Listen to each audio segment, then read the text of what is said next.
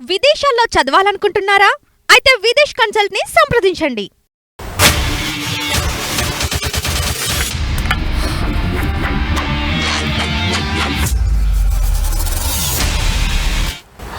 Hello నమస్తే, welcome to reality check. ఆంధ్రప్రదేశ్లో ఒక పెద్ద హై టెన్షన్కి హై డ్రామాకి తెరపడింది. ఈరోజు ఉదయం తిరుమలకు వెళ్ళి శ్రీవారిని దర్శించుకుంటాను అంటూ జగన్మోహన్ రెడ్డి గారు ప్రకటించారు 2 రోజుల క్రితం. కానీ నిన్న అనూహ్యంగా ఆయన నిర్ణయాన్ని వెనక్కి తీసుకున్నారు. ఈ నిర్ణయాన్ని వెనక్కి తీసుకోవడానికి ఆయన చెప్తున్న కారణం, తన అనుచరులకు అనుమతి లేని కార్యక్రమానికి మీరు వెళ్ళొద్దు, జగన్మోహన్ రెడ్డి తిరుమల పర్యటనకు అనుమతి లేదు కాబట్టి మీరు అక్కడికి వెళ్ళొద్దు అంటూ వైఎస్ఆర్ కాంగ్రెస్ పార్టీకి సంబంధించిన నాయకులు, కార్యకర్తలకు, శ్రేణులకు పోలీసులు నోటీసులు ఇచ్చిన నేపథ్యంలో ఇతర ప్రాంతానికి సంబంధించిన భారతీయ జనతా పార్టీకి సంబంధించిన నాయకులందరినీ కూడా తిరుమలలో మోహరించి అక్కడ ఏదో చేయాలని ప్లాన్ చేస్తున్న వాతావరణం కనపడుతున్న నేపథ్యంలో ఆ పర్యటనని ప్రస్తుతానికి వాయిదా వేసుకున్నట్టు ఆయన ప్రకటించారు. ఈ సందర్భంగానే డిక్లరేషన్ వివాదం కూడా వచ్చింది. సో డిక్లరేషన్ వివాదం, ఆంధ్రప్రదేశ్లో కూటమి అధికారంలోకి వచ్చిన తర్వాత భారీగా అమ్మాయిల మిస్సింగ్స్ జరుగుతున్నాయంటూ జడ శ్రవణ్ కుమార్ గారు ఇంతకుముందు మాట్లాడారు.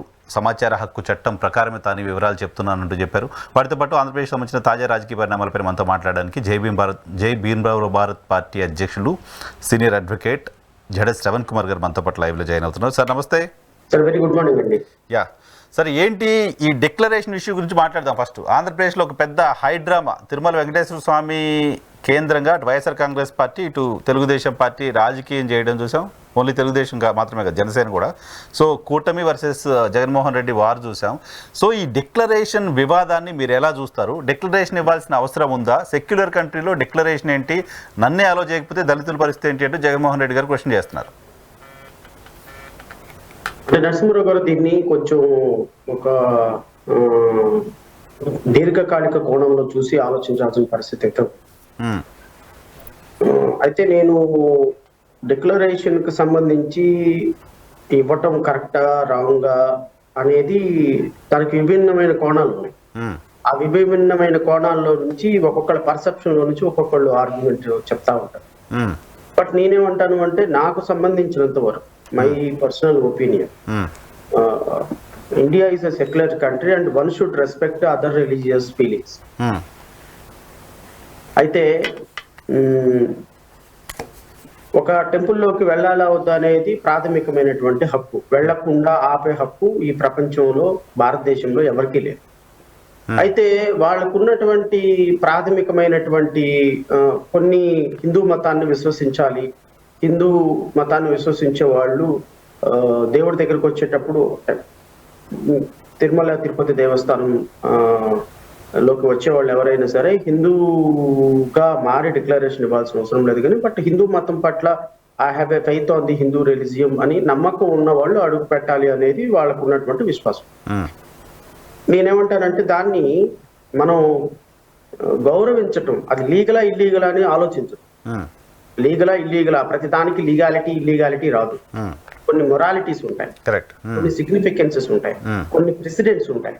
ఆ ప్రెసిడెంట్స్ ని మనం గౌరవించాలి. అరే లీగల్ గా డిక్లరేషన్ అడగటం కరెక్టా కాదా, దాని మీద హైకోర్టు ఫైండింగ్ ఏంది, సుప్రీంకోర్టు ఫైండింగ్ ఏంది అనేది విల్ డిస్కస్ ఆఫ్టర్వర్డ్స్. కానీ లీగాలిటీని కాకుండా మొరాలిటీని దృష్టిలో పెట్టుకొని చూడాలి, విశ్వాసాన్ని దృష్టిలో పెట్టుకొని చూడాలి. ఇప్పుడు మీరు గణపతి ఉత్సవం అయిపోయిన తర్వాత దాన్ని తీసుకుని వెళ్ళి మళ్ళీ నదిలో కలిపేయటాన్ని, దేవుడిని తీసుకెళ్లి మూసీ నదిలో కలిపేస్తారా అని ఒక వెర్షన్ వస్తే, కలపడానికి ఒక ప్రాముఖ్యత ఉంది. ఆ ప్రాముఖ్యతను మనం గౌరవించాలి. కరెక్ట్. అది పురాణాల్లో నుంచి వస్తుంది. అది ఎందుకు కలుపుతున్నాము ఏంటి అనేది మనకు అనవసరం. బట్ కోట్లాది మంది ప్రజలు దాన్ని నమ్ముతున్నప్పుడు దాన్ని కూడా మనం గౌరవించాలి. సో డిక్లరేషన్ విషయంలోకి వచ్చేటప్పటికి, ఒక సెక్యులర్ కంట్రీలో, అందులో పరమ పవిత్రమైనటువంటి తిరుమల తిరుపతి దేవస్థానం అంటే ఒక సిగ్నిఫికెన్స్ ఉన్నటువంటి టెంపుల్లో డిక్లరేషన్ ఇచ్చి, నాకు హిందూయిజం పట్ల నమ్మకం ఉంది, నేను హిందూ గాడ్ ని నమ్ముతున్నాను, హిందువుల మనోభావాలను నేను గౌరవిస్తున్నానని చెప్పి వెళ్ళటం తప్పేం లేదనేది నా opinion. At the same time, రేపొద్దున ఎవరైనా క్రిస్టియన్ చర్చిని దర్శించుకోవడానికి వచ్చినప్పుడు అలాంటి డిక్లరేషన్ తీసుకోవచ్చు. మనం ఇప్పుడు మసీదులోకి వెళ్తుంటే, మసీదులోకి వెళ్ళేటప్పుడు కొన్ని ఫార్మాలిటీస్ ఉంటాయి. ఆ ఫార్మాలిటీస్ పెట్టకుండా వాళ్ళు మసీదులోకి మనల్ని ఎలో చేయరు. నేను మొన్న ఎలక్షన్ నామినేషన్ వేసేటప్పుడు ఒక మసీదులోకి వెళ్ళడానికి వెళ్తే వాళ్ళు కొన్ని ఫార్మాలిటీస్ చెప్పిన తర్వాత రెడీ సార్ అని అన్నారు. అది మనం రాంగ్ అని ఎలా అనగలం? ఇప్పుడు when it is not objectable for other communities, మనం హిందూయిజాన్ని కూడా అబ్జెక్ట్ చేయకూడదు అంటున్నాను.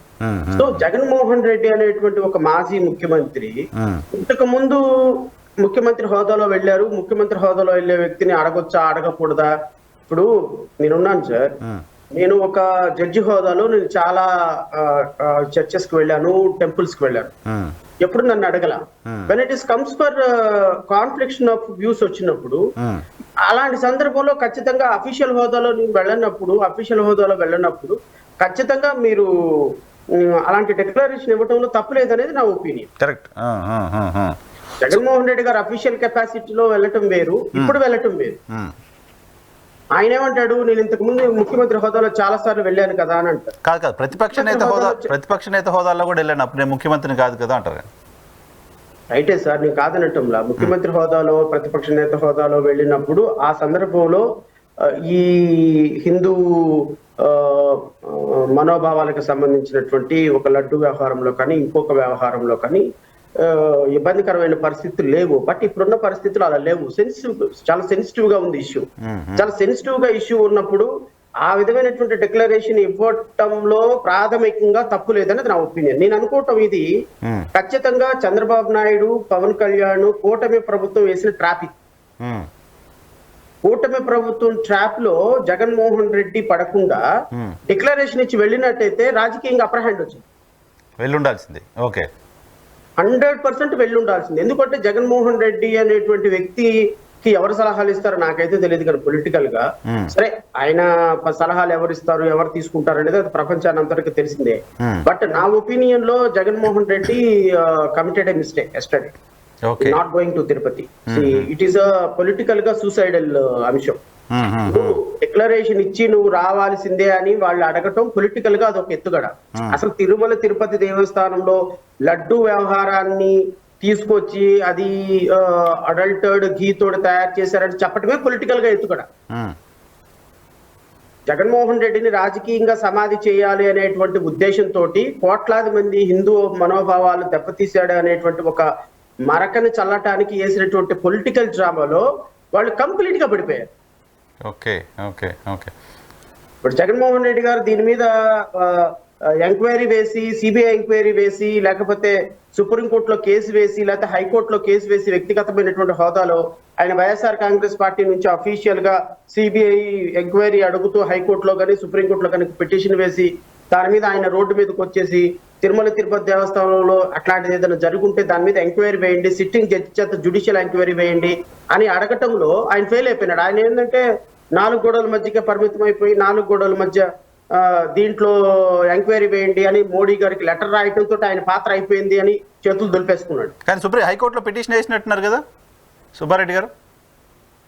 సుబ్బారెడ్డి గారు వేసిన పిటిషన్ సిబిఐ ఎంక్వైరీ అడుగుతూ వేసినట్టు నేనైతే అనుకోవటంలా. రామ ఆయన మన చెన్నైకి సంబంధించినటువంటి సుబ్రహ్మణ్య స్వామి గారు ఆయన వేశారు సుప్రీంకోర్టులో పిటిషన్. అవును అవును. వీళ్ళు కూడా సుప్రీంకోర్టులో పిటిషన్ వేస్తే రాంగ్ ఏంటుంది? కరెక్ట్. వైఎస్ఆర్ కాంగ్రెస్ పార్టీ కూడా అడిగి ఉండాల్సింది. సిబిఐ డిమాండ్ చేయడం కాకుండా లీగల్ గా అడిగి ఉండాల్సింది. సిబిఐ ఎంక్వైరీ కూడా నమ్మకం లేదు నాకు. జ్యుడిషియల్ ఎంక్వైరీ అడగాలి. Judicial enquiry. Okay. Sitting judge చేత జ్యుడిషియల్ ఎంక్వైరీ అడగాలి. ఎందుకంటే తిరుమల తిరుపతి దేవస్థానంలో ఇలాంటి వ్యవహారాలు జరగటం, రాజకీయ ప్రయోజనాలతోటి తిరుమల వెంకటేశ్వరుని కూడా వాడుకోవటం అనేది ప్రతి సుప్రీంకోర్టు జడ్జి పదవి తీసుకున్నప్పుడు కానీ, ఆఫీసు ఎజ్యూమ్ చేసినప్పుడు కానీ, డెమిట్ అయ్యేటప్పుడు కానీ ప్రతి సుప్రీంకోర్టు జడ్జి గారు వెళ్ళేటువంటి పరమ పవిత్రమైన దేవాలయం తిరుమల తిరుపతి దేవస్థానం. సో వాళ్ళకి ఎంత రిలీజియస్ సెంటిమెంట్ ఫీలింగ్స్ అటాచ్ అయ్యి ఉంటాయో ఆ టెంపుల్ మీద. సో ఆ టెంపుల్ విషయంలో ఈ విధమైనటువంటి రాజకీయాలు చేయటం వ్యవస్థకు మంచిది కాదు, ఇన్స్టిట్యూషన్ కి మంచిది కాదు. ఇప్పుడు నరసింహరావు గారు, మీరు కొన్ని నాకు తెలిసి 5 సంవత్సరాల్లో ఒక 100 సార్లు అన్నా తిరుపతి లడ్డు తిని ఉంటారు. నేను ఒక 100 సార్లు తిని ఉంటా. నేనైతే ఒక 100 సార్లు తిరుమల తిరుపతి దేవస్థానం తీసుకొచ్చిన ప్రతిరోజు ప్రసాదాన్ని పవిత్రంగా ఈవెన్ షూ కూడా వేసుకొని ప్రసాదం తీసుకునేటప్పుడు ఎవరైనా ప్రసాదం పెడితే షూ ఇప్పేసి ఆ ప్రసాదం తీసుకుని కళ్ళ కట్టుకుని తింటా. సో నేను ఒక రిలీజియస్ అటాచ్మెంట్ లోకి నేను వెళ్ళి ఒక ప్రసాదాన్ని ఆల్రెడీ సేవించినప్పుడు, అది 5 సంవత్సరాల నుంచి కంటిన్యూ అవుతున్నప్పుడు, అరే ఒకసారి ప్రసాదం తిన్నటువంటి వ్యక్తి ఈ రోజు దాంట్లో పంది కొవ్వు కలిసింది, జంతువుల కొవ్వు కలిసింది, ఇంకోటి కలిసింది అని ఒకవేళ ఈ రోజు మనం ప్రపంచానికి చెబితే అది జరిగిపోయిన 5 సంవత్సరాల నుంచి ఇలాంటి ప్రసాదాన్ని నేను తింటున్నానని గిల్టీ ఫీలింగ్ తోటి ఒక భక్తుడు ఉంటాడు అనేటువంటి కామన్ సెన్స్ కూడా లేకుండా దీన్ని రాజకీయంగా బయట పెట్టాడు అప్పుడున్న ముఖ్యమంత్రి చంద్రబాబు నాయుడు. జరిగిపోయింది, దీన్ని రాజకీయంగా వాడకూడదు. ఇంకా అలాంటిది ఏమైనా జరిగితే సీక్రెట్ గా in the interest of the nation, in the interest of the protect, in the interest of the Hinduism అది సీక్రెట్ గా పెట్టి ఇంకోసారి భవిష్యత్తులో జరగకుండా దాన్ని.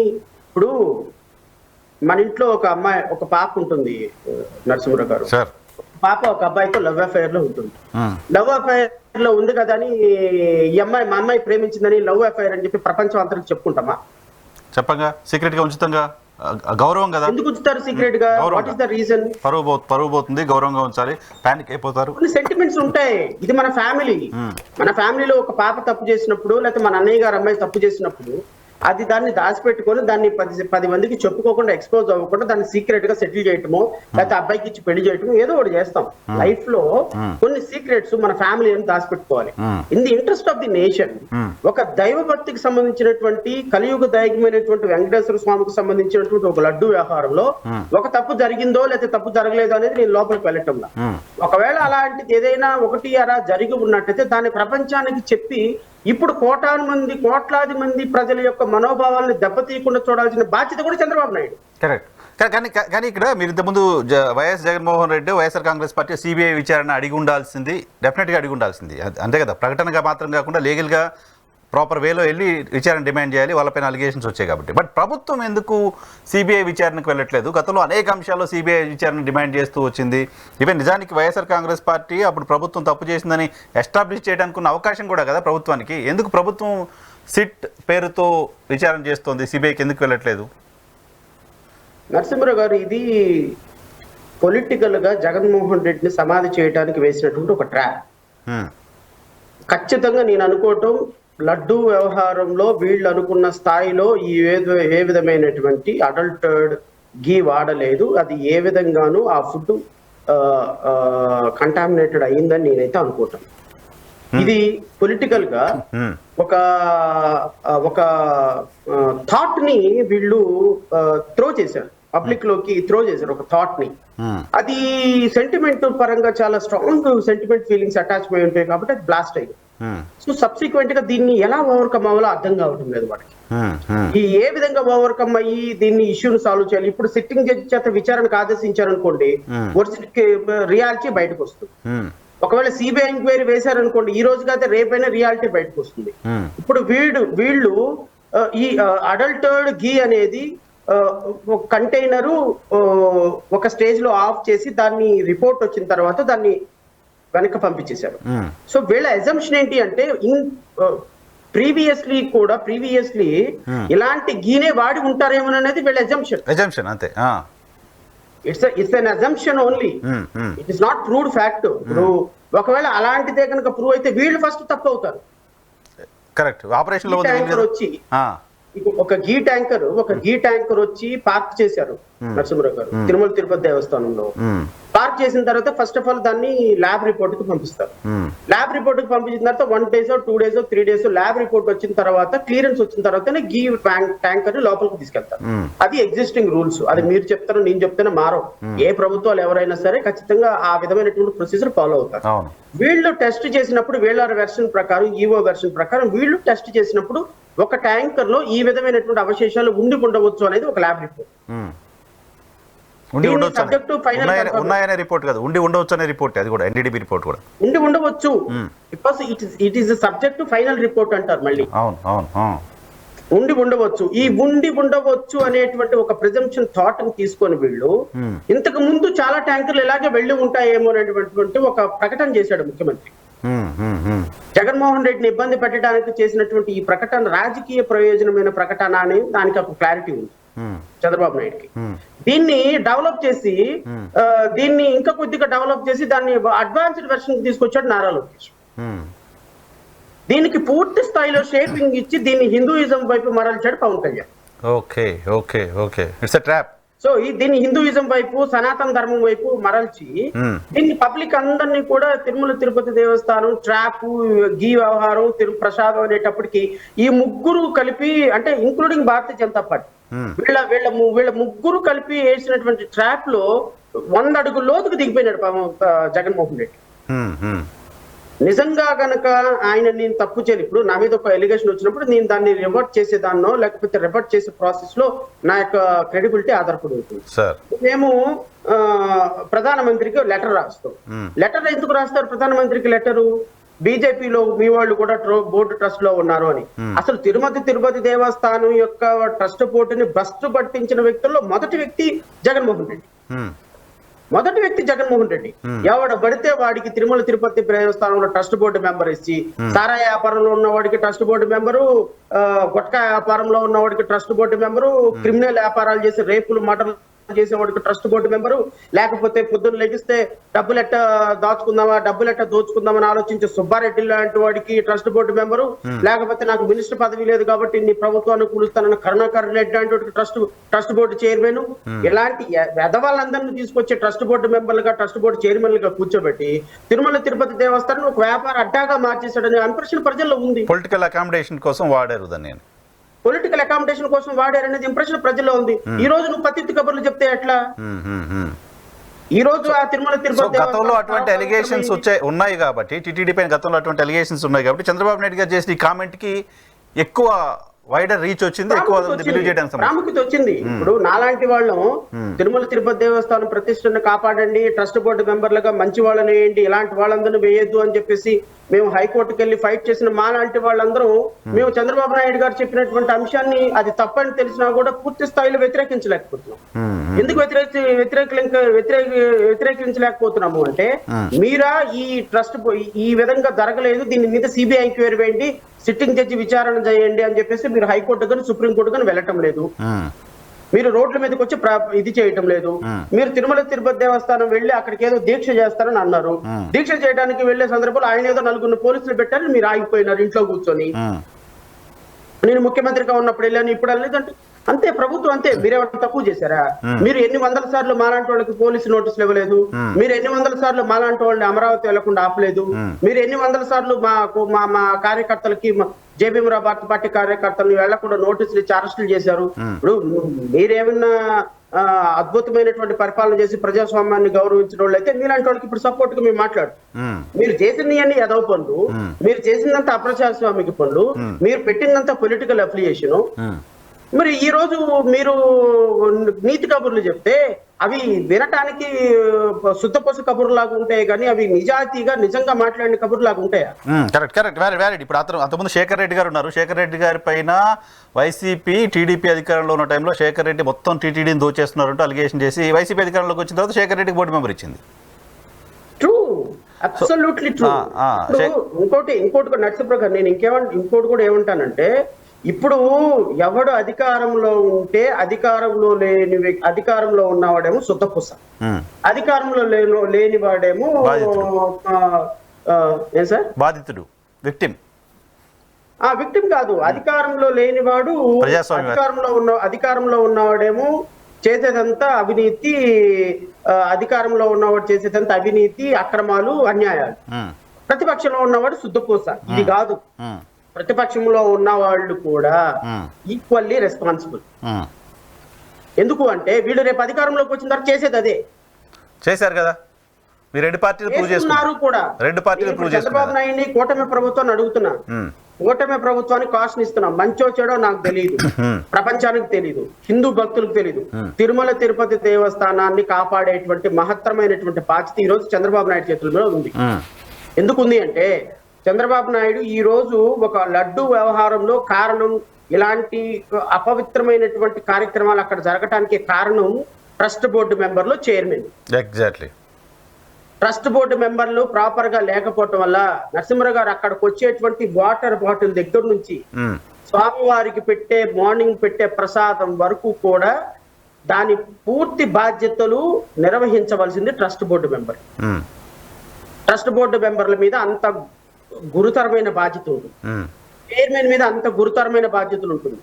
చైర్మన్ కానీ లేకపోతే ట్రస్ట్ బోర్డు మెంబర్లు కానీ దరిద్రుల్ని, బెదవల్ని, తాగుబోతోళ్ళని, తిరుగుబోతోళ్ళని తీసుకొచ్చి అక్కడ కూర్చోబెట్టిన కారణంగా ఈ రోజు తిరుమల తిరుపతి దేవస్థానంలో అక్కడ అన్యమత ప్రచారం అనేటువంటి ఒక ఎలిగేషన్, తిరుమల తిరుపతి దేవస్థానంలో అక్రమాలు జరుగుతున్నాయి, అసాంఘిక కార్యక్రమాలు జరుగుతున్నాయి, అక్కడ కాటేజెస్ లో అనేది ఒక allegation, and otherwise Tirumala Tirupati దేవస్థానం ప్రసాదంలో కల్తీ జరుగుతున్నది ఒక ఎలిగేషన్, తిరుమల తిరుపతి దేవస్థానంలో L1 టికెట్లు, దర్శనం టికెట్లు అమ్ముకుంటున్నారు అనేది ఒక ఎలిగేషన్, తిరుమల తిరుపతి దేవస్థానంలో పొద్దున్నే ఇచ్చేటువంటి దర్శనంలో రాజకీయ నాయకుల ప్రమేయాలు ఉన్నాయి, కొన్ని వేల మంది, చాలా కొన్ని వందల అలిగేషన్స్ ఉన్నాయి సార్. ఇక్కడ పాయింట్ ఏంటంటే రెండు క్లియర్ చేద్దాం, అంటే ట్రస్ట్ బోర్డు మెంబర్ రెండు క్లియర్ చేద్దాం. ధర్మకర్తల మండలి అంటాం తెలుగులో.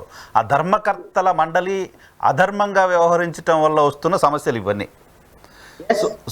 సో గతంలో జరిగిన అనేక ఇబ్బందులు, అనేక రకమైన అపచారాలు, అవినీతి, ఇంకేదో వాటన్నింటినీ కలిపి లడ్డు వ్యవహారాన్ని కూడా చూడాలా.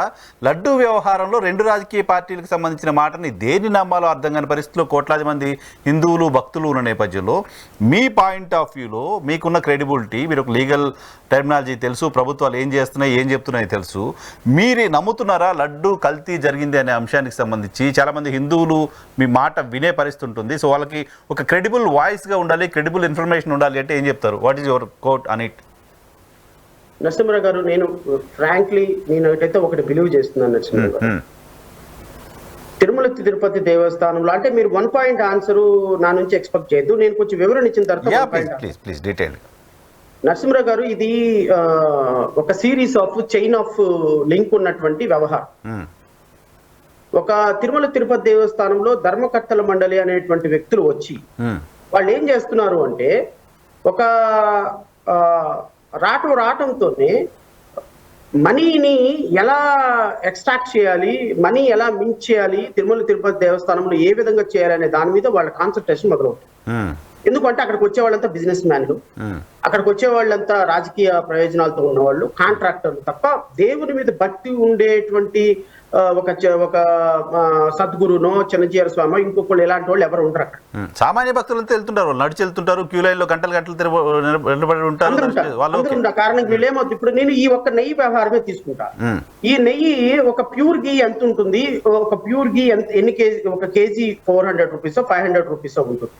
ఈ ప్యూర్ గీ 400 500 ఉన్న ప్యూర్ గీ 324 రూపాయలకి సప్లై చేస్తున్నారు అని అనుకున్నప్పుడు ఈ సప్లై చేసేటువంటి నెయ్యి ఇంత తక్కువకి ఎట్లా సప్లై అవుతుంది, ఇది యాక్సెప్ట్ చేయాలా వద్దా అనేటువంటి డిస్క్రిషనరీ పవర్ ట్రస్ట్ బోర్డుకు ఉండాలి. ఫస్ట్ ఆఫ్ ఆల్ ఒక కాంట్రాక్టర్ తక్కువగా కోడ్ చేసి కాంట్రాక్టర్ L1 కాంట్రాక్ట్ దక్కించుకుంటున్నాడు అంటే ఇతనికి ఎంత ప్రాఫిట్ వస్తుంది, ఇతను దీన్ని ప్రాఫిట్ మేకింగ్ గా చూస్తున్నాడా, ఇతను ఈ క్వాలిటీ ఈ ప్రైస్ కి ఈ క్వాలిటీ గీని సప్లై చేయగలడా లేడని ముందు చూసుకోవాలి. చూసుకోకుండా ఏం చేస్తున్నారంటే వీళ్ళు 324 రూపాయలు అంటే మినిమం 100 రూపీస్ అతను ప్రాఫిట్ లేకుండా, ఒక కేజీకి 50 రూపాయలు ప్రాఫిట్ లేకుండా ఏ గీ ఎవడు కూడా కాంట్రాక్టర్ చేయడు. సో ఇతను 324 364 రూపాయలకు వేసుకుంటే 300 రూపీస్ కి అతను క్వాలిటీ నెయ్యి ఇవ్వగలడా లేదా? మళ్ళీ ఈ 300 రూపీస్ లో కూడా ఈ ట్రస్ట్ బోర్డు మెంబర్లు, చైర్మన్ల షేర్ ఉంటుంది. అంటే వీళ్ళు ఏం చేస్తున్నారు అంటే, ఒక 150 రూపాయలకి ఒక ప్యూర్ గీ ఇవ్వలేనప్పుడు వాడు ఏం చేస్తాడు, దాన్ని కంటామినేట్ చేసే అవకాశం ఉంది, దాన్ని అడల్ట్ చేసే అవకాశం ఉంది. ఎందుకంటే వచ్చే అమౌంట్ తక్కువ, క్వాలిటీ నెయ్యి ఇవ్వాలి అంటే సహజంగా మనకి హ్యూమన్ బీయింగ్ కి ఒక బిజినెస్ మ్యాన్ కి పాసిబుల్ కాదు కదా. సింపుల్ కదా, మంది ఎక్కువైతే మధ్యకి పలచన అయిపోద్ది అని, క్వాలిటీ పలచన అయిపోతుంది కదా. అంత ఖచ్చితంగా అయిపోతుంది, మంది ఎక్కువైతే మధ్యకి పలచన. అట్ ది సేమ్ టైం ఈ విధమైనటువంటి ప్రాసెస్ ని నేను అంతా ఓవరాల్ గా చూస్తే కల్తీ నెయ్యి వస్తున్నటువంటి మాట వాస్తవం, ప్యూర్ గీ అయితే రావటంలా. అయితే దీంట్లో చింత అవశేషాలు కలిసినాయా, ఇంకోటి కలిసినాయా అనేది I'm not competent to say. నేను ఇప్పటికీ బిలీవ్ చేయటం, మేబీ అది కల్తీ ప్యూర్ గీ కాకపోయి ఉండొచ్చు, కానీ దాన్ని కల్తీ జరిగింది, జంతు అవశేషాలు కలిసినాయి, ఇంకోటి కలిసినాయి అని చెప్పడానికి నా మనసు అంగీకరించటం లేదు. అది జరిగి ఉండకపోవచ్చు అని నేను అనుకుంటున్నాను. అండ్ మూడో అంశం ఏంటి అంటే, ఈ కలిసిందా లేదా అని చెప్పడానికి ఈవెన్ ప్రభుత్వం కూడా సిద్ధంగా లేదు. ఇది కలిసింది, ఇదిగోండి పక్కా రిపోర్ట్ అని చెప్పడానికి చంద్రబాబు నాయుడు సిద్ధంగా లేడు, ప్రభుత్వం సిద్ధంగా లేదు. సో ఈ సందర్భంలో కాంపిటెంట్ పర్సన్ చెప్పడానికి అవకాశం లేనప్పుడు నేను దాన్ని ధృవీకరించలేదు. బట్ ఇది మాత్రం పొలిటికల్ గా రెండు పార్టీలు కూడా ఇప్పుడు ఈ థాట్ ని తీసుకురావటం అనేది ఎంత మంచిదైంది అంటే తిరుమల తిరుపతి దేవస్థానం ప్రక్షాళనకి ఈ ఎలిగేషన్ ఒక మంచికి నాంది పలకబోతుందా అని నాకైతే అనిపిస్తుంది. పలకాలి. ఇప్పుడు కూడా నాంది పలకపోతే పలకాలి. ఇప్పుడు నేను ప్రపంచ వ్యాప్తంగా ఉన్నటువంటి తిరుమల తిరుపతి దేవస్థానం లార్డ్ వెంకటేశ్వరుని ప్రేమించే, అభిమానించే, పూజించే ప్రతి భక్తుడిని కోరుతున్నా, మీరు ఈ రోజు తిరుమల తిరుపతి దేవస్థానం ప్రక్షాళనకి నాంది పలికి ప్రతి ఒక్క హిందూ డిమాండ్ చేయాల్సిన అవసరం ఉంది. అసలు తిరుమల తిరుపతి దేవస్థానంలో రాజకీయాలకి సంబంధం ఉన్నటువంటి వ్యక్తి చైర్మన్ గా కానీ, రాజకీయాలకి సంబంధం ఉన్నటువంటి వ్యక్తి ట్రస్ట్ బోర్డు మెంబర్లుగా ఎన్నిక కాబడటానికి వీలు లేదు. ఇది దేశవ్యాప్తంగా డిమాండ్ చేయాలి మన హిందువులంతా. ఇది చేయాల్సిన అవసరం ఉంది. ఈ రోజు కూడా మీరు చేయకపోతే ఇప్పుడు చంద్రబాబు నాయుడు గారు ఎవరినో పొలిటికల్ అఫిలియేషన్ ఉన్న అతనికి పాపం మినిస్టర్ పదవి ఇవ్వలేకపోయాం కదా, నేను ఆయనకి ఎప్పుడో 30 సంవత్సరాలకు ఇవ్వలేకపోయినాం కదా, ఆయన ఏదో సుప్రీంకోర్టు జడ్జి అని ఒక ఆయన్ని, తర్వాత టీవీ యజమాని అని ఇంకో అతన్ని, ఇలాంటి వాళ్ళని తీసుకొచ్చి అక్కడ కూర్చోబెట్టేటువంటి ప్రయత్నాలు జరుగుతున్నాయి. దానికి స్వస్తి పలకాలి చంద్రబాబు నాయుడు గారు అని చెప్తున్నాను. పవన్ కళ్యాణ్కి చెప్తున్నా, మీ కూటమి ప్రభుత్వానికి చెప్తున్నా, ఈ కూటమి ప్రభుత్వం గనక అప్పుడెప్పుడో ఎన్వి రమణికి టికెట్ లేకపోయినాం కాబట్టి ఆయన తిరుమల తిరుపతి దేవస్థానం, టీవీ5 చైర్మన్ కి ఇంకోటి ఇవ్వలేదు కాబట్టి ఆయనకి తీసుకొచ్చి చైర్మన్షిప్, లేకపోతే ఏబిఎన్ రాధాకృష్ణకి పలాంది ఇవ్వలేదు కాబట్టి ఆయనకు ట్రస్ట్ బోర్డు, ఆయన రికమెండ్ చేసిన ట్రస్ట్ బోర్డు మెంబరు, లేకపోతే ఇంకోటి ఎవడో 100 కోట్లు 200 కోట్లు మీ నారా లోకేష్ పాదయాత్రకు పెట్టుబడి పెట్టాడు కానీ వాడికి తిరుమల తిరుపతి దేవస్థానం ట్రస్ట్ బోర్డు మెంబరు, లేకపోతే నారా భువనేశ్వర్కి కాళ్ళు చేయి బాగా ఏదో హెల్త్ బాగపోతే డాక్టర్ గారు ఎవరినో ట్రీట్ చేశాడని నారా భువనేశ్వర్ గారికి, నారా బ్రాహ్మణి గారికి ఎవరో కొలిగ్ ఉన్నాడు కదా ముంబైలో పారిశ్రామికవేత్త, ఆయన ఒక 100 కోట్లు ఇచ్చాడని ఆయనకి, లేకపోతే మీరు చెప్పారు కాబట్టి రిజైన్ చేశాడు కాబట్టి ఆర్ కృష్ణ ఇలాంటి వాడికి ఎవరికో తీసుకొచ్చి ట్రస్ట్ బోర్డు మెంబర్, ఇలాంటి political affiliation, political unemployment, political insurance ఉన్నటువంటి వ్యక్తులకు తిరుమల తిరుపతి దేవస్థానంలో కనుక మీరు స్థానం కల్పించారంటే కోటాను కోట్ల మంది భక్తుల యొక్క మనోభావాలు మళ్ళా మీరు దెబ్బ కొట్టడానికి కూటమి ప్రభుత్వమే బీజాలు వేసినట్టుగా నేను భావిస్తాను. నిజానికి ప్రక్షాళన చేయడానికి కూటమికి ఒక అద్భుతమైన అవకాశం, దేవుడిచ్చిన అవకాశం, దాన్ని వాళ్ళు ఉపయోగించుకుంటే అబ్సల్యూట్లీ చంద్రబాబు నాయుడు ప్రభుత్వానికి నేను డిమాండ్ చేస్తున్నా, ట్రస్ట్ బోర్డు మెంబర్లుగా కానీ ట్రస్ట్ బోర్డు చైర్మన్ గా కానీ రాజకీయాలకు అతీతం లేని వ్యక్తి వేస్తేనే మీ యొక్క మాటకి క్రెడిబిలిటీ లేదు. మేము మళ్ళీ ఆయనకి ఇస్తాము ఈయనకి ఇస్తాము, మేము ఆయనకి ఇన్సూరెన్స్ ఇచ్చా ఈయనకి ఇన్సూరెన్స్ ఇచ్చామంటే మళ్ళా రేపొద్దున తిరుమల మళ్ళీ గీ అడల్టర్డ్ గీ కాదు, స్వామి వారికి పెట్టే ఈవెన్ పెరుగులో కూడా రేపు ఇంకొకటి కలిపి పెరుగను దద్దోజనంలో కూడా రేపొద్దున అడల్టర్డ్ అయితే అయ్యే అవకాశాలు ఉంటాయి. ఎందుకంటే అక్కడికి వచ్చే వాళ్ళంతా ప్రాఫిట్ మేకింగ్ లుక్రేటివ్ మైండ్ ఉన్నవాళ్ళు, they are not service oriented mind.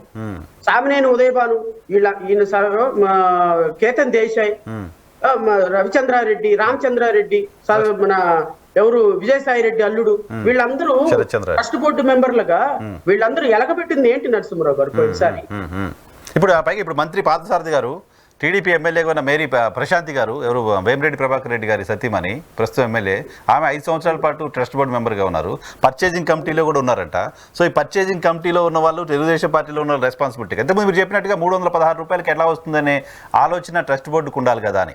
నేను ఒకసారి 2014 నుంచి 2024 వరకు ట్రస్ట్ బోర్డు ఎంత రేటు కొన్నది అనేది చూస్తే 350-400 రూపాయల మధ్యలో, అంతకంటే ఎక్కువ కొనలేదు సార్. ఇప్పుడు చూడండి, 425 రూపాయల మ్యాక్సిమం రేట్ అది. సో కాబట్టి అది అతి తక్కువకి కోట్ చేశారు అని జరుగుతున్న ప్రచారంలో కూడా వాస్తవం కనపడట్లేదు నాకు. నేను కాదనటంలా, ఇప్పుడు మీరున్నారు నరసింహ గారు, ఇప్పుడు మీరు తిరుమల తిరుపతి దేవస్థానంలో దేవుని మీద భక్తి ఉంది మీకు, మీరు అక్కడికి వెళ్ళి సేవ చేయాలి, అక్కడికి వెళ్ళి వాలంటీర్ గా 20 రోజులు నెల రోజులు అక్కడ సేవ చేయాలి, దానికి రెమ్యునరేషన్ ఇవ్వకుండా అవసరం అయితే అదనంగా ఒక 50,000 1,00,000 రూపాయలు స్వామి వారికి సమర్పించుకొని అక్కడ సేవ చేసి ఒక 1 month 2 months వస్తారు. ఇది అక్కడ ఉన్నటువంటి ప్రాక్టీస్. అంటే అర్థం ఏంటి, స్వామి వారికి సేవ చేయటం, మన సర్వీస్ ఫ్రీ సర్వీసెస్ ఇస్తూ అక్కడ ఇంకా మనం సంపాదించిన డబ్బుని ఆయనకి ఇవ్వటం గౌరవంగా అదొక భక్తిగా భావిస్తారు. సేమ్ వే తిరుమల తిరుపతి దేవస్థానానికి ఎవరైనా సర్వీసెస్ ఇస్తున్నారు అంటే కొంతమంది ప్రాఫిట్ మోటివ్ తో కాకుండా, లుక్రేటివ్ మైండ్ తప్పకుండా స్వామి వారికి సేవ చేసేటువంటి ఎగ్జాక్ట్లీ ఎంతకైతే వస్తుందో అంతకే అక్కడ ఇచ్చేటువంటి కొంతమంది బిజినెస్ మ్యాన్లు ఉంటారు, ఉండకుండా ఉండరు. ఇప్పుడు ఎగ్జాక్ట్లీ మీరు ఇంతకు ముందు ఎక్కువ కోడ్ చేయటం లేదు అంటే కోట్ చేసిన దాంట్లోనే ఇంకా అవసరమైతే 10 రూపాయలు నష్టపోయిన క్వాలిటీకి సప్లై చేసే రాజకీయ పారిశ్రామికవేత్తలు బిజినెస్ మెన్ లో ఉంటారు. అలాంటి వాళ్ళని ఐడెంటిఫై చేసి నిజంగా వాళ్ళని ఆ విధమైనటువంటి ప్రాసెస్ లో వాళ్ళు ఉన్నారా లేరా అని చూసి ఐడెంటిఫై చేసి యాంటిసిడెంట్స్ వెరిఫై చేసి వాళ్ళకి ఆ కాంట్రాక్ట్ ఇవ్వాల్సిన బాధ్యత ట్రస్ట్ బోర్డు. విజయసాయి రెడ్డి లాంటి అల్లుడు లాంటి వాడు ఉన్నాడు అనుకోండి, వైవి సుబ్బారెడ్డి లాంటి వాడు ఉన్నాడు అనుకోండి. వైవి సుబ్బారెడ్డి ఏం ఆలోచిస్తాడు? వైవి సుబ్బారెడ్డికి ఎవరైనా వచ్చి ఒక 10 నిమిషాలు మాట్లాడితే వీడి దగ్గర నుంచి ఎంత డబ్బులు మనకు వస్తాయని ఆలోచిస్తాడు. లేకపోతే విజయసాయి రెడ్డి అల్లుడు ట్రస్ట్ బోర్డు మెంబర్ గా ఉన్నప్పుడు ఏం ఆలోచిస్తాడు? వీడు మనతో మాట్లాడుతున్నాడు, వీడికి ఒక కాంట్రాక్ట్ ఇస్తే మనకి ఎంత డబ్బులు ఇస్తాడో అని ఆలోచిస్తాడు. వీడితో కాంట్రాక్ట్, బాబు మీ నెయ్యి కాంట్రాక్ట్ మా దగ్గరకు వచ్చింది, లేకపోతే me out sourcing agency service మా దగ్గరకు వచ్చింది, మాకు ఎంత ఇస్తావు చెప్తే నీ కాంట్రాక్ట్ కన్ఫర్మ్ చేస్తామంటాడు. బిజినెస్ లైసెన్స్ కోసం టీటీడీ మెంబర్షిప్ బిజినెస్ లైసెన్స్ కోసం, బిజినెస్ ఆపర్చునిటీస్ కోసం టీటీడీ మెంబర్షిప్ ని వాడుకుంటున్నారు కాదు, వాడుకున్నారు కూడా. వాడుకున్నారు. అది ఈ రోజు మీకు నేను తెలీదు. నిజంగా అక్కడ కనుక ఎంక్వైరీ వన్ మ్యాన్ కమిటీయో లేకపోతే సిట్టింగ్ జడ్జి అయితే విచారణ చేస్తే అసలు ఒరిజినాలిటీ బయటకు వస్తుంది. కరెక్ట్, చేయాలి కూడా. అవి రావాలి.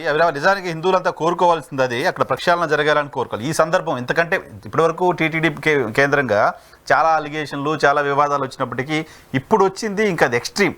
కాబట్టి ఇది రైట్ టైం, మీరు అన్నట్టుగా ప్రక్షాళన జరగాలని కోరుకుందాం. మరొక మాట, పవన్ కళ్యాణ్ గారు సనాతన ధర్మ బోర్డు అంటూ మాట్లాడుతున్నారు. సనాతన ధర్మ పరిరక్షణ బోర్డు ఉండాల్సిన అవసరం ఉంది అని చెప్తున్నారు. సో దాన్ని ఎలా చూడాలి?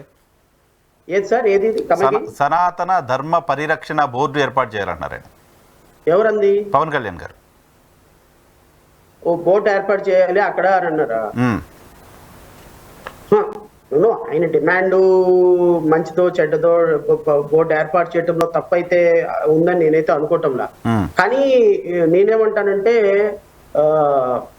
ఇంకా బోర్డులు ఏర్పాటు చేయాల్సినవి చాలా ఉన్నాయి అంటున్నా నేను.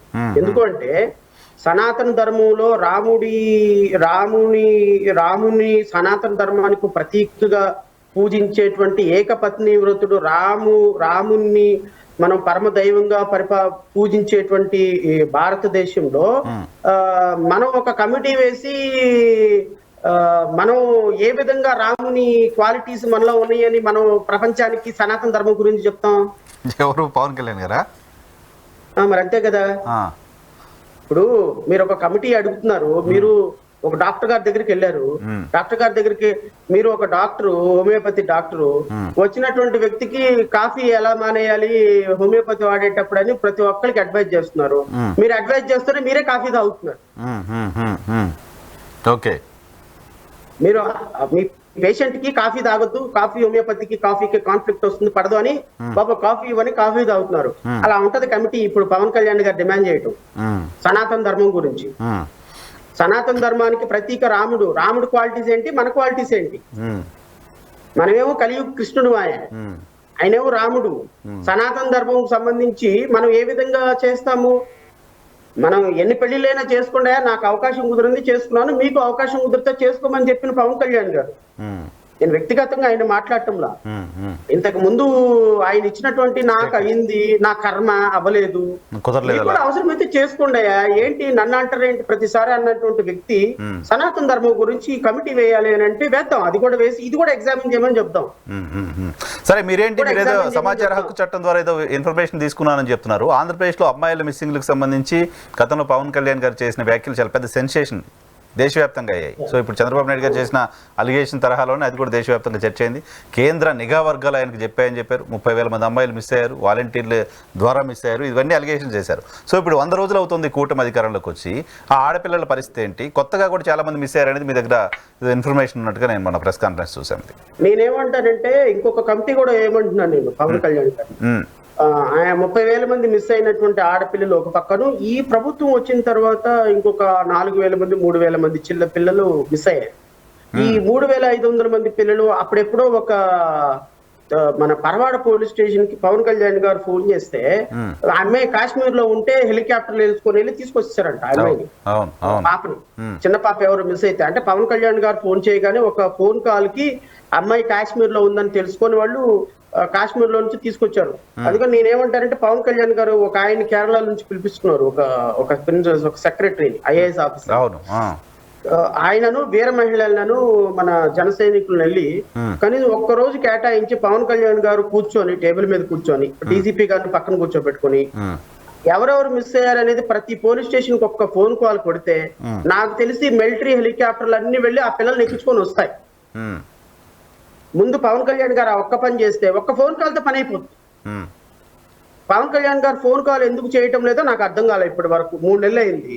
3 నెలలకే 3,000-4,000 మంది 3,600 మంది పిల్లలు మిస్ అయితే ఈ 3,600 మంది పిల్లలు ఎందుకు మిస్ అయ్యారనేది డీజీపీ గారితో ఎందుకు ఈయన రివ్యూ పెట్టలేదు? ఎందుకు ఈ ఒక్క ఫోన్ కాల్ చేసి వాళ్ళందరినీ ట్రాక్ చేయటం లేదు? ఎందుకు ఈ పిల్లలు నా తల్లిదండ్రులకి తీసుకొచ్చి ఇప్పుడు వ్యభిచార కోపంలోకి వెళ్ళిపోయినట్టు ఆయన ప్రకారంగా మిస్ అయిన ప్రతి పాప వ్యభిచారంలోకి ఉమెన్ ట్రాఫికింగ్ లోకి వెళ్ళిపోతుంది. అవును, వెళ్ళిపోయినటువంటి ప్రతి పాపను తీసుకొచ్చి పెట్టేటువంటి బాధ్యత పవన్ కళ్యాణ్ గారికి ఉంటుందని నేనైతే అనుకుంటున్నా. ఎందుకంటే ఆయన డిప్యూటీ చీఫ్ మినిస్టర్ కాబట్టి. సో సనాతన ధర్మం గురించి మాట్లాడి కమిటీ వేయాలి, ధార్మికత మీద కమిటీ వేయాలి అనుకున్నప్పుడు ఈ వీటి మీద కూడా ఒక కమిటీ వేసుకుంటే ఇంకా ఆయన క్రెడిబిలిటీ బాగా పెరిగే అవకాశం ఉంది. ఈ వీటి మీద కూడా ఆయన్ని కొద్దిగా దృష్టి సారించమని నేను మీ ద్వారా ప్రభుత్వంలో ఉన్నటువంటి ఉప ముఖ్యమంత్రి గారిని కోరుతున్నాను. సో ఇప్పుడు గతంలో వాలంటీర్ ద్వారా మిస్ అవుతే ఇప్పుడు ఈ 100 రోజుల కాలంలో మిస్ అయిన 3,000 మందికి పైగా మీరు చెప్తున్న దాని ప్రకారం మీరు చెప్తున్నాం కదా, గవర్నమెంట్ ఆఫ్ ఆంధ్రప్రదేశ్ చెప్పింది కదా మీకు, అది డీజీపీ గారు ఇచ్చిన రిపోర్ట్. సో ఎందుకు మిస్ అయి ఉంటారు? కారణం ఏంటి? ఎక్కడికి వెళ్ళి ఉంటారు? ఎవరు వాళ్ళని చేస్తుంటారు? వాలంటీర్లు అయితే ఇప్పుడు యాక్టివ్గా లేరు, ఫోర్స్లో లేరు. అంటే నేను అనుకోవటం ఏంటి అంటే మొన్నటిదాకా వాలంటీర్లు చేసినటువంటి పని ఇప్పుడు జన సైనికులు చేస్తున్నారు. ఎందుకంటే అంటే ఎలిగేషన్ కాదు, జన సైనికులకి ఇన్ఫర్మేషన్ ఉండాలి దీనికి సంబంధించి. ఇప్పుడు పవన్ కళ్యాణ్ గారు ఉప ముఖ్యమంత్రి అయిన తర్వాత జన సైనికులు వీర మహిళలు ఇంటింటికి వెళ్ళి ప్రభుత్వ కార్యక్రమాలు ఎలా జరుగుతున్నాయి, పవన్ కళ్యాణ్ గారు ఎలా పనిచేస్తున్నారు, పవన్ కళ్యాణ్ గారు ఏ విధంగా ప్రజల మనసులను చూరగొనటానికి ఆయన పనిచేస్తున్నారని వాళ్ళు చాలా యాక్టివ్ గా పల్లెటూరుల్లో ఇంటింటికి వెళ్ళి మొన్న సభ్యత్వ నమోదు కార్యక్రమం చేస్తున్నారు. సభ్యత్వ నమోదు కార్యక్రమం చాలా సీరియస్ గా ఇంటింటికి వెళ్ళారు వాళ్ళందరూ. ఈ పిల్లలు ఎందుకు మిస్ అవుతున్నారు అనేది ఇన్ఫర్మేషన్ నాకు తెలిసి వాళ్ళ దగ్గర ఉంటుందేమని నేను అనుకుంటున్నాను. ఎందుకంటే వాలంటీర్లు ఎటు లేరు కదా. మరి వాలంటీర్లు లేనప్పుడు ఎందుకు మిస్ అయ్యే అవకాశం కనపడుతుంది? వీళ్ళు ఆ ఇన్ఫర్మేషన్ గవర్నమెంట్ దగ్గర లేదు. సో వీళ్ళు ఎందుకు మిస్ అవుతున్నారు అనేది పవన్ కళ్యాణ్ గారి జనసేన వీర మహిళలు జన సైనికుల దగ్గర ఇన్ఫర్మేషన్, ఒకవేళ అలాంటి ఇన్ఫర్మేషన్ గ్యాదర్ చేసే అవకాశం వాళ్ళకే ఉంది. ఎందుకంటే ఇప్పుడు ప్రజల దగ్గరికి వాళ్లే వెళ్తున్నారు, మిగతా వాళ్ళు ఎవరు వెళ్ళటంలా. సో వీళ్ళ దగ్గర అలాంటి ఇన్ఫర్మేషన్ ఏమైనా ఉందేమో మరి చూసుకోవాలి. నాకైతే నాకున్న ప్రాథమికమైనటువంటి అవగాహన ఏంటి అంటే ప్రతి కొంతమంది మహిళలు ఇంట్లో నుంచి పారిపోతా ఉంటారు వాళ్ళు తల్లిదండ్రుల మీద కోపంతోనూ, లేకపోతే ఒక ఇమ్మెచ్యూర్డ్ అండ్ తెలియని తనంలో కొంతమంది ఆడపిల్లలు లవ్ అఫైర్లు అవి ఇవి అని చెప్పి కొంతమంది వెళ్ళిపోతూ ఉంటారు. వెళ్ళిపోయిన ప్రతి ఆడపిల్ల ఒక తల్లిదండ్రులు మిస్సింగ్ కేసు నమోదు చేస్తారు. సో ఇనీషియల్ గా మా పాప కనపడటం లేదని పోలీస్ స్టేషన్ కి వెళ్ళి నేను రిపోర్ట్ ఇస్తే వాళ్ళు ఫస్ట్ చేసేది మిస్సింగ్ కేసు నమోదు చేస్తారు. మిస్సింగ్ కేసు నమోదు చేయకుండా వాళ్ళు ఇన్వెస్టిగేషన్ చేయడానికి లేదు. సో నమోదు చేసిన తర్వాత ఏం చేస్తారు వాళ్ళు, ఈ పాప ఎక్కడుంది ఏందనేది వెతుకుతా ఉంటారు. వెతుకుతా ఉన్నప్పుడు ఒక 10 రోజులకో 20 రోజులకో నెల రోజులకో బేసింగ్ ఆన్ వాళ్ళకు ఉన్నటువంటి అవైలబిలిటీని బట్టి ప్రెజర్ పెడితే తల్లిదండ్రులు నార్మల్ గా పోలీసులు they won't take up the cases serious. వాళ్ళకున్న బికాస్ ఆఫ్ వేరియస్ వర్క్స్ లో వాళ్ళు దీనికి చాలా లెస్ ఇంపార్టెన్స్ ఇస్తారు. వాళ్ళకి వాళ్ళు బాగా తల్లిదండ్రులు ప్రెజర్ పెడుతున్న సందర్భంలో వాళ్ళు మొబైల్ ట్రాకింగ్ పెట్టి ఎక్కడున్న పాప కనుక్కున్న సందర్భంలో ఆమె తీసుకొచ్చి తల్లిదండ్రుల దగ్గరికి, ఒకవేళ ఆమెకు పెళ్లి అయితేనేమో భర్తతోటి 18 years నిండితే భర్తతోటి పంపిస్తారు. ఒకవేళ పెళ్లి కాకపోతే ఆమెను తిట్టి తల్లిదండ్రులకు అప్పచెప్పేస్తారు. ఇది జనరల్ ప్రాసెస్. ఈ తల్లిదండ్రులకు అప్పచెప్పిన తర్వాత ఎఫ్ఐఆర్ క్లోజ్ అవ్వదు. ఎఫ్ఐఆర్ ఓపెన్ లోనే పెడతారు వాళ్ళు. మళ్ళీ భవిష్యత్తులో ఏదైనా ప్రాబ్లం వస్తుందేమోనని ఎఫ్ఐఆర్ క్లోజింగ్ కి మళ్ళీ ఎస్పీ పర్మిషన్ ఇవ్వాలి అండ్ కోర్టు పర్మిషన్ ఇవ్వాలి ఎఫ్ఐఆర్ ఒకసారి రిజిస్టర్ అయిన తర్వాత.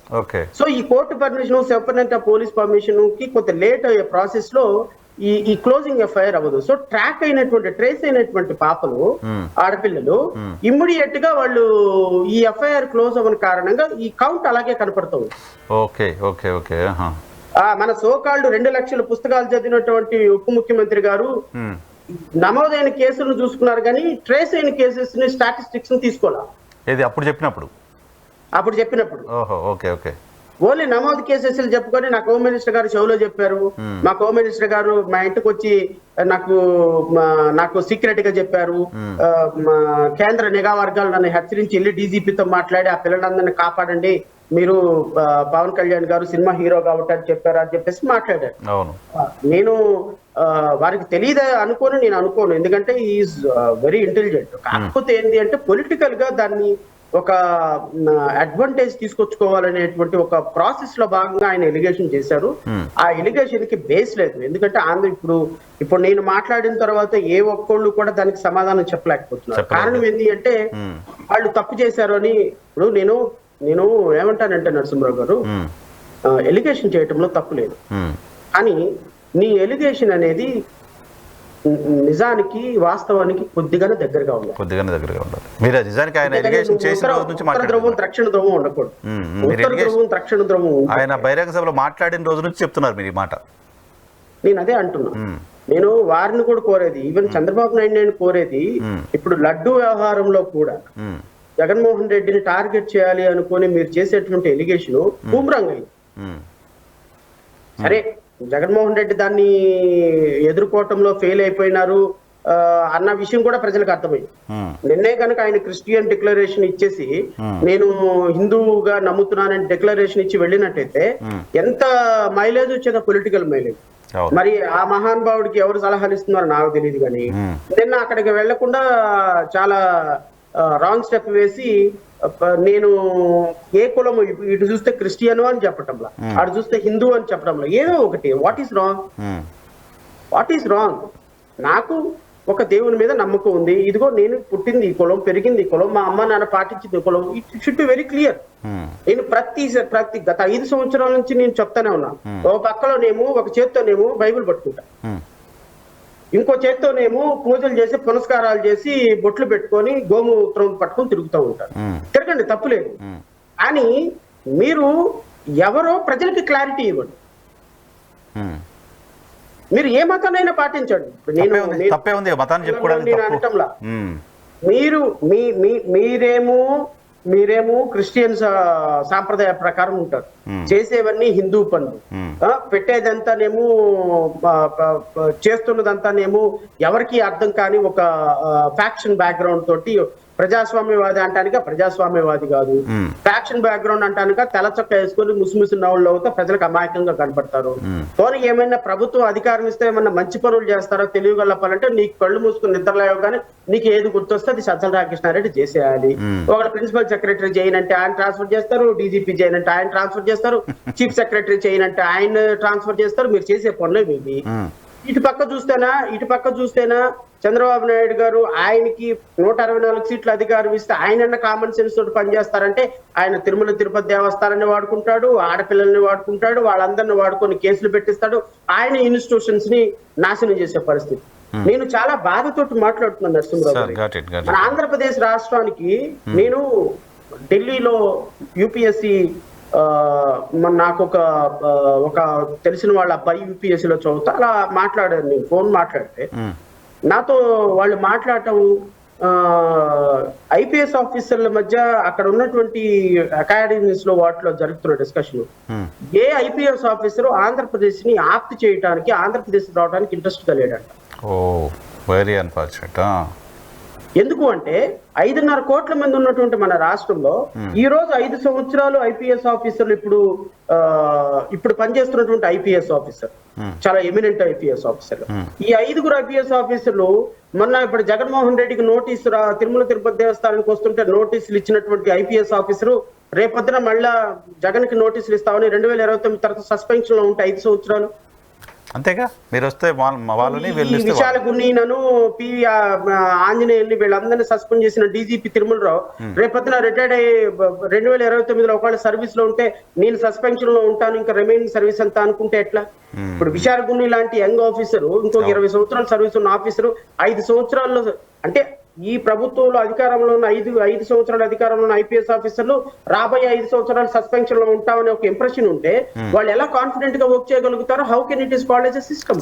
రాంగ్ కదా. పొలిటీషియన్స్ మారుతూ ఉంటారు తప్ప బ్యూరోక్రసీ ఉండాలి కదా, వాళ్ళకి సిస్టమ్ అంతా నడిపిస్తూ ఉండేది. వాళ్ళు సస్పెన్షన్ లో పక్కన ఉంటారు. వాళ్ళకి పనిచేసేటప్పుడు కాన్ఫిడెన్స్ లేకపోతే ఇప్పుడు జగన్మోహన్ రెడ్డి చేసినటువంటి కార్యక్రమాలు ఆయన ఆఫీసర్లుగా పనిచేసినటువంటి వాళ్ళని వెనకేసుకు రాలేకపోవడానికి కారణం ఏంటి? జగన్మోహన్ రెడ్డి డిస్ట్రక్షన్ చేసినట్టుగా సిస్టమ్స్ ఎవరు చేయలేదు నరసింహరావు గారు. మీరేమన్నా అనుకోండి, నేను వాస్తవం మాట్లాడుతున్నాను ప్రజల తరపు నుంచి. ఇదే సిస్టమ్ ను కొనసాగిస్తున్నాడు చంద్రబాబు నాయుడు. అది నా క్రేవింగ్. ఆంధ్రప్రదేశ్ ఇమేజ్ కదా పోతుంది.